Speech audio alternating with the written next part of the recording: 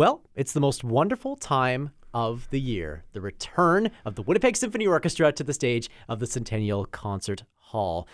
The WSO opens their 2025-2026 season this weekend with presentations of two incredible piano concertos by Pyotr Ilyich Tchaikovsky.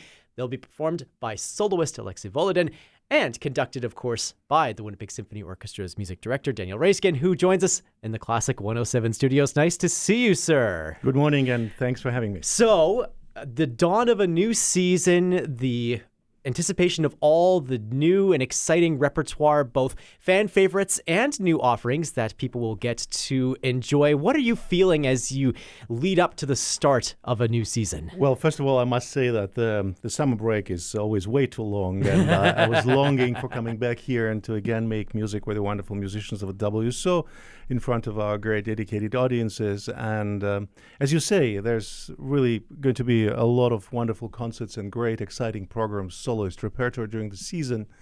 And it's really a wonderful time of the season, not only because we're going to hear a lot of great concerts and some new repertoire that we haven't played for a long time, or returning back to such evergreens as Tchaikovsky's first piano concerto, and then the second concert on Sunday. And by the way, there are still some tickets left. Yes, indeed. The second piano concerto by Tchaikovsky, which is less known, but boy, it's a masterwork and wonderful piece. But what I'm also excited about is that, from my own experience, if you stay with an organization like an orchestra long enough, then at a certain point you see a slow, or in our case, a faster generation change. And we're also going to welcome this year, we already did through successful auditions, a lot of great new additions to the symphony. A lot of new faces, or the faces that are familiar to us, but that are taking new roles in the orchestra, like Carl Stolby moving into the seat of the concertmaster of the orchestra. And we hired and welcomed a new principal cellist, new principal flute, second trumpet, bassist,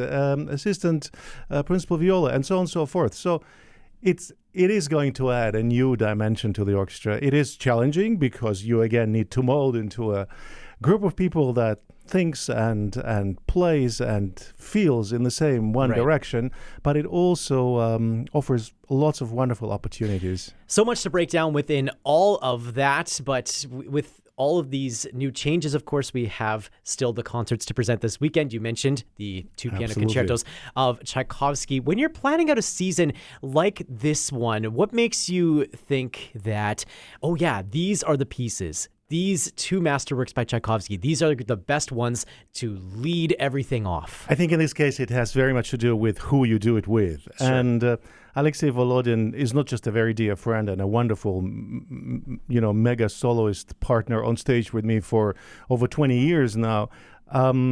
He's also someone who became very endeared also to the Winnipeg audiences. It's his third appearance here, and he already done a mammoth project of playing all Beethoven 5 piano concertos in 2 nights. Or 2 years ago, he played both Rachmaninoff 2 and 3 in two successive nights.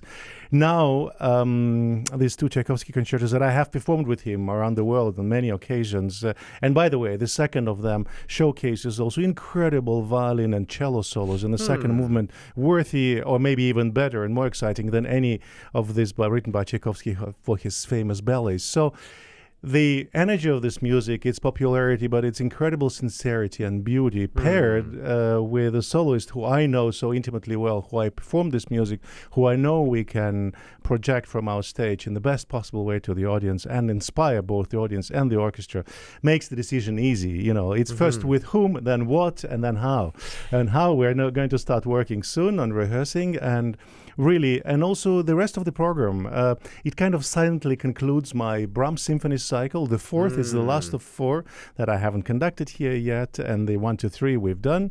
And we open with a beautiful piece by Canadian composer-conductor Semi Musa, who's graced our stage in January, conducting concert consisting of his music and by composers he really loves. And now we thought it's a nice bridge into our classical season, starting a season with a work which bears also the name Elysium. And it's a very special place which we all long for, which is probably unreachable, especially in our now broken and polarized world.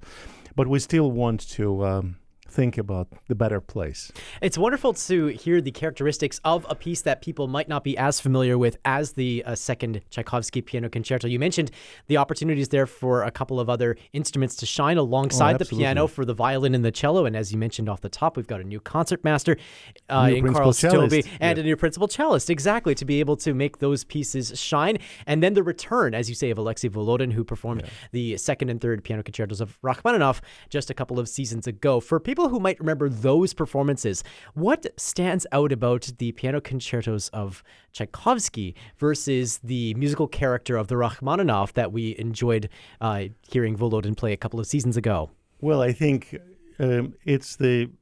first of all, it's a dazzling virtuosity of both concertos. And, Rachmaninoff is, of course, known as the pianist, performer, composer in the history of classical music, but Tchaikovsky's concertos were deemed, when were written by the greatest pianist of his time, as unplayable and useless, only to become, especially number one, the most performed piano concerto of all times, or one of the most performed. But it's also the melodical beauty and sincerity of expression and the balance between the role of the soloist and the orchestra, and how in both concertos, including the first one, maybe not as obvious as in the second movement, the slow movement of the second one, where the extensive solo lines of violin and the cello do let you forget for a moment that you're actually listening to a piano concerto. But also, if you think about the slow movement of the Piano Concerto No. 1, opens with incredible, beautiful solo of the flute, which is, by the way, also a new phase in the WSO. And here and there, again, a cello line or a beautiful line of the violins worthy of Romeo and Juliet by the same composer. And by the way, we're going to also play that later in the season.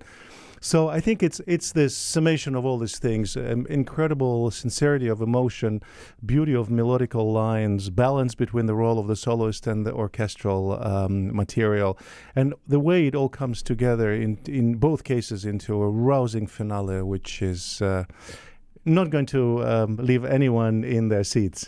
So we talked a bit about the characteristics in the second piano concerto by Tchaikovsky, but then, of course, audiences will be immediately roused to their feet and so stirred by those opening moments of the first piano concerto. So famous, so beloved. We could probably say this about a lot of pieces that audiences might be familiar with in a more general sense, maybe even the Fourth Brahms Symphony, which you'll be conducting as well.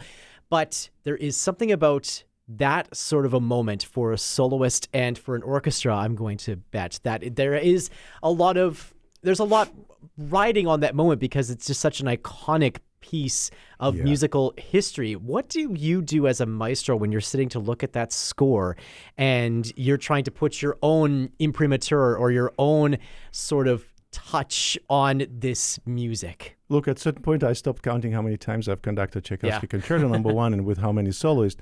But it's any time you open the score, at least this is how I try to get away from routine as far as possible. I try to discover, and every time I knew what a wonderful masterpiece it is, and maybe here and there, suddenly I will see a line that I neglected in the past, and I would like to pay better attention to it, or bring it out maybe, or an accent, or an articulation, or something I used to be asking to perform a little longer, I will shorten. And this is all about, it's like a great friend. You know him for years, him or her or they for years, but you are still never tired of discovering the new feats in their character and your interaction with this.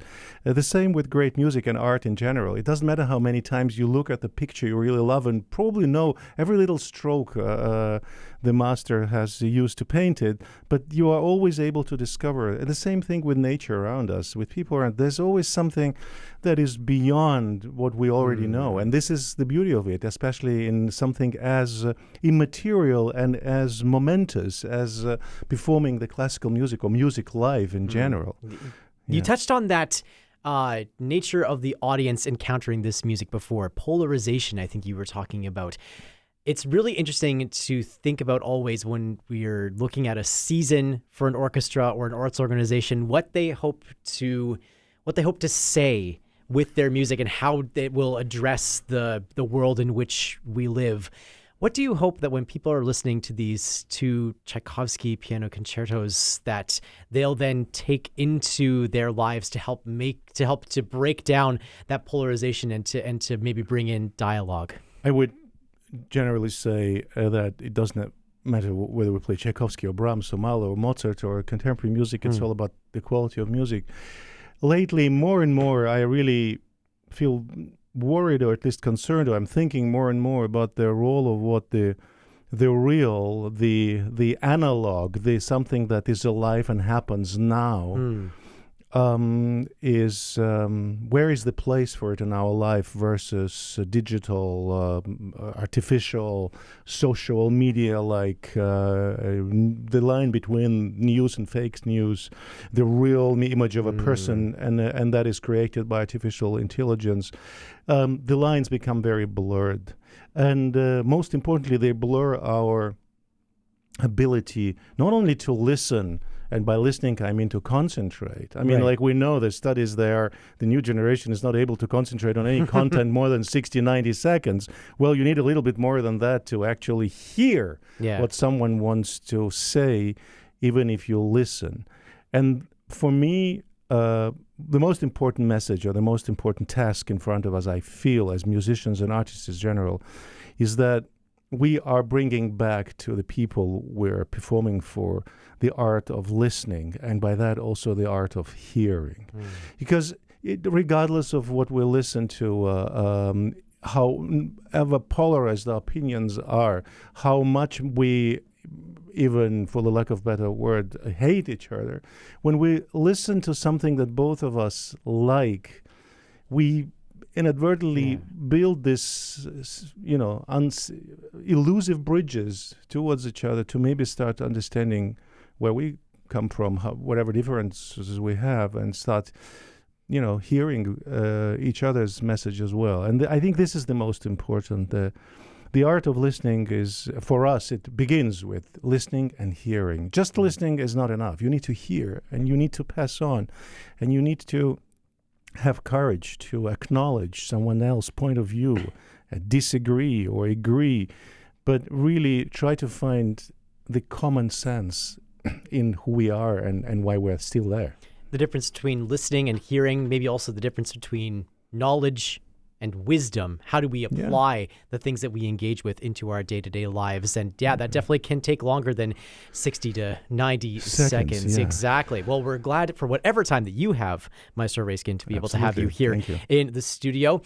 The opening concerts for the Winnipeg Symphony Orchestra's 2025-2026 season taking place on Saturday and Sunday. We will have tickets to give away throughout the week here on Classic 107, so be sure to stay tuned for that. And we'll be broadcasting later this week on Classic at the Concert Hall, live from, you guessed it, the Centennial Concert Hall. Stay tuned for that, which is another chance for you to win tickets. Always a pleasure to have you here in studio, Maestro. Thank you so much for previewing these concerts. Thank you very much.